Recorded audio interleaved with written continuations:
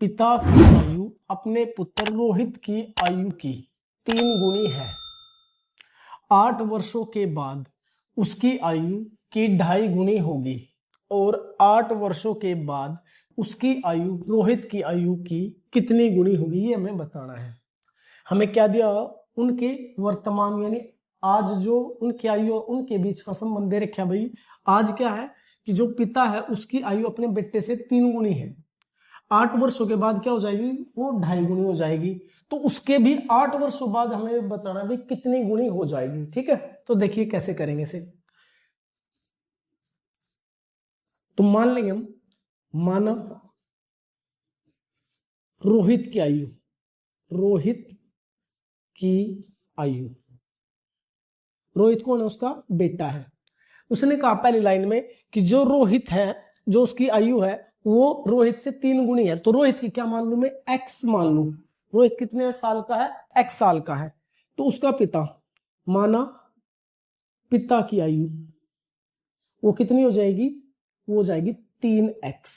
यहां तो क्लियर है आपके बात।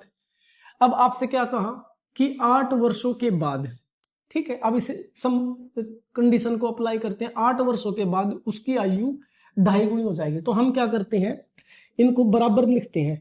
ये x ये बराबर हो गया 3x। क्या ये दोनों बराबर है? ये बच्चे की उम्र है या पिता की उम्र है? ये बराबर नहीं है।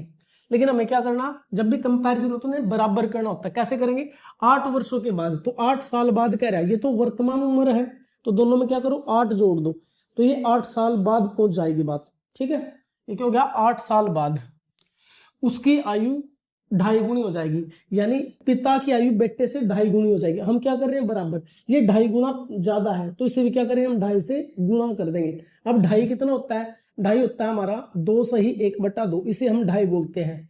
तो 2 दूनी 4 और 1 5, तो 5/2 गुना है ये क्या है, 5/2 गुना है। अब तो हमें बराबर करना है तो इसको डिवाइड करो 5/2 से, या इसमें क्या कर दो मल्टीप्लाई। तो मैं इसमें क्या कर देता हूं, मल्टीप्लाई कर देता हूं। ठीक है जी। अब ये देखो 2 डिवाइड में इधर जाएगा तो मल्टीप्लाई में, तो यहां रह जाएगा 5x जमा का 8 बराबर 2 से गुणा करो तो 6 और 2 8 16। अब इसके भी अंदर गुणा करो, 5 की x से करोगे 5x 5 8 40, 6x जमा का 16। अब हम क्या करेंगे, इस x को तो 5x को तो इधर लेके आएंगे और इस 16 को इधर लेके जाएंगे। ये प्लस का इधर जाएगा तो माइनस का, ये 16 में प्लस का इधर आएगा तो माइनस का। यहां पे देखिए अब ये हो जाएगा 40 माइनस का 16, क्योंकि 40 तो ये रखना में, इस 16 को इधर लेके आना। इधर है 6x यानी 6x, इधर से 5x आएगा तो माइनस का हो जाएगा, प्लस का इधर जाके माइनस का। अब 40 में से 16 घटाएंगे तो कितना बचेगा भाई, 40 में से पहले 10 घटाओ 30, 30 में से 6 गए 24 बराबर 6x में से 5x घटाएंगे तो क्या बचेगा x।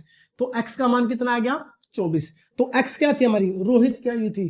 तो जो रोहित है इसकी आयु कितनी है 24, और जो उसका पिता है यानी उसका फादर है उसकी एज कितनी हो जाएगी, वो है 3x। तो 24 गुणा 3, तो 24 3 72 हो जाएगी। ठीक है, ये क्या है वर्तमान में है।